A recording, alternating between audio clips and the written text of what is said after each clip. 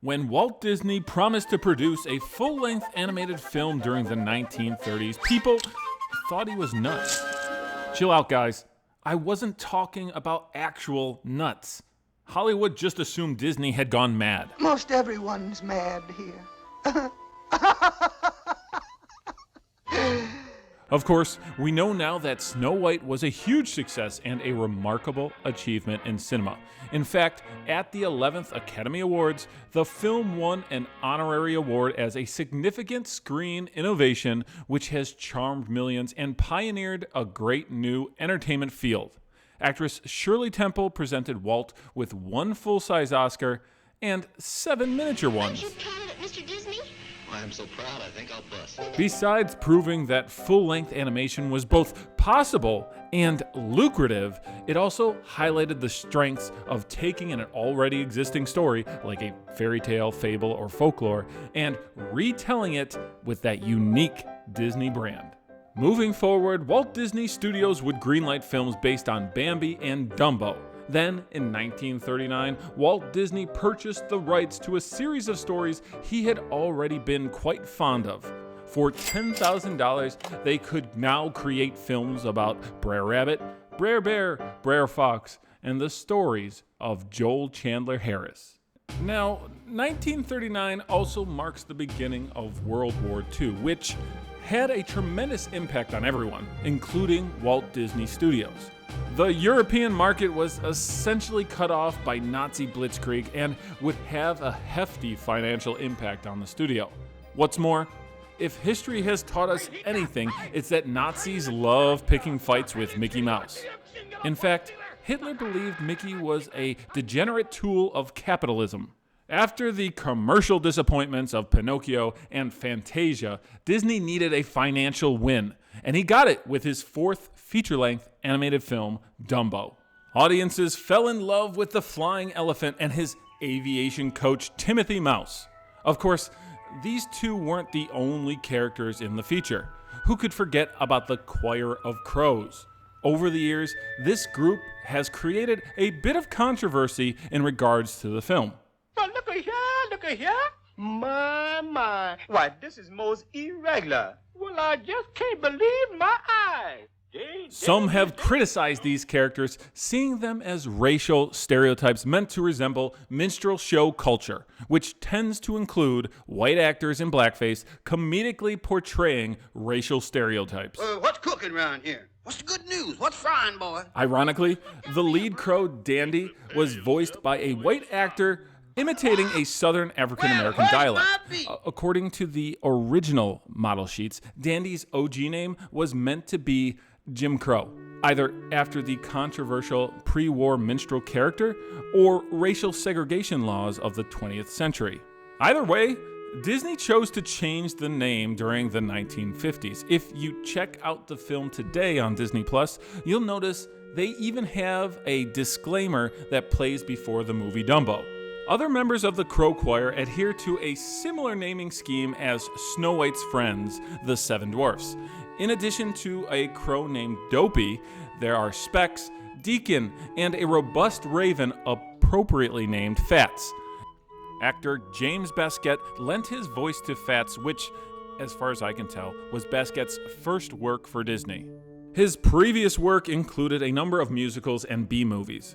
He must have been pretty good at voice acting because his voice would appear on a number of popular radio shows, including the show Amos and Andy. The Crow Choir wouldn't make too many cameos outside of Dumbo. I think in the modern era, maybe they showed up in Who Framed Roger Rabbit.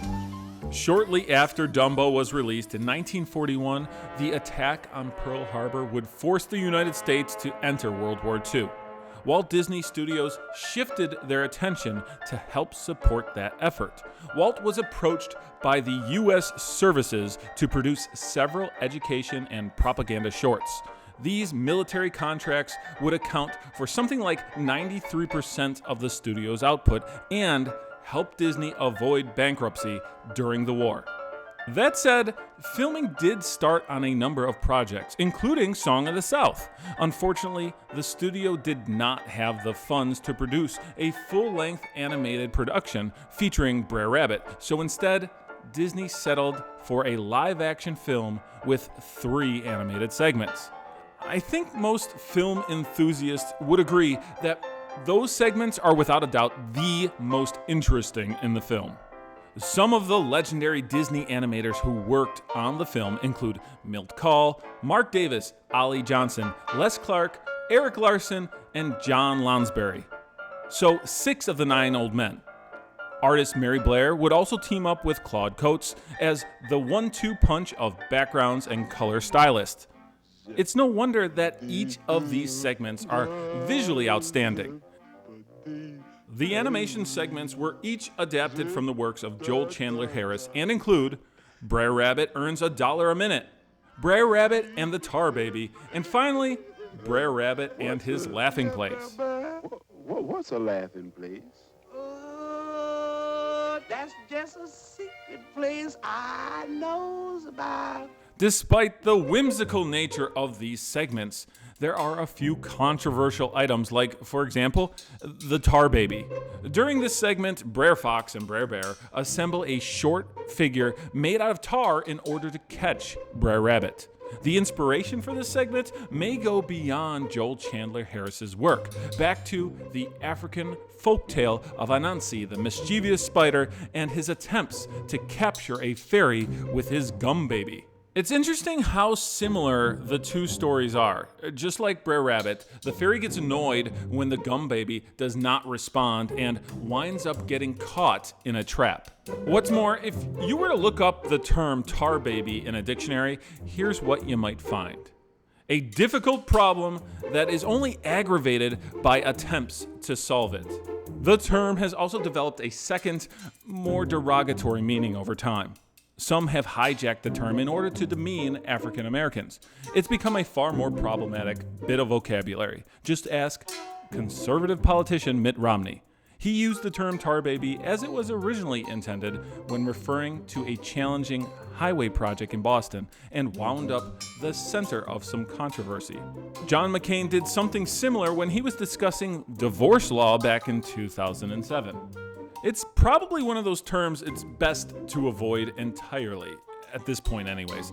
Interestingly enough, Disney did just that when they published Brer Rabbit and His Friends in the 70s. Unlike previous illustrated volumes that recount the tale of the Tar Baby, this version replaces the tacky antagonist with a stuffed rabbit painted with glue. Now, it's possible that this was an intentional decision in order to avoid controversy, but it's just as likely that a figure covered in glue might be more easily understood by children than a little man made of tar. Plus, it's not like the Tar Baby hasn't shown up since. In 1988, it made a brief cameo in the blockbuster hit Who Framed Roger Rabbit. Pay close attention as Eddie Valiant enters Toontown, and you might just catch the Tar Baby holding up a sign that's somewhat out of focus. I'm told it actually reads, "Visit La Brea Tar Pits." Now, while La Brea is a long way from Georgia, it's right around the corner from Toontown in Los Angeles. Of course, the Tar Baby isn't the only character from Song of the South to reappear from time to time. The tumultuous trio of Brer Rabbit, Brer Bear, and Brer Fox have been known to show up on film and print, even though Song of the South has only seen limited release. The characters have all appeared in the funny pages, like in Gold Key's Chippendale comic book, where Brer Fox and Brer Bear were often used as antagonists for the Chipmunks. You might also catch glimpses of them in films like the aforementioned Who Framed Roger Rabbit and Lion King 1/2. Of course, most people know the Song of the South characters from Walt Disney theme parks. While their appearances are likely to be less frequent in the future, it's still interesting to take a look back at the somewhat interesting history of these characters, even the little Tar Baby.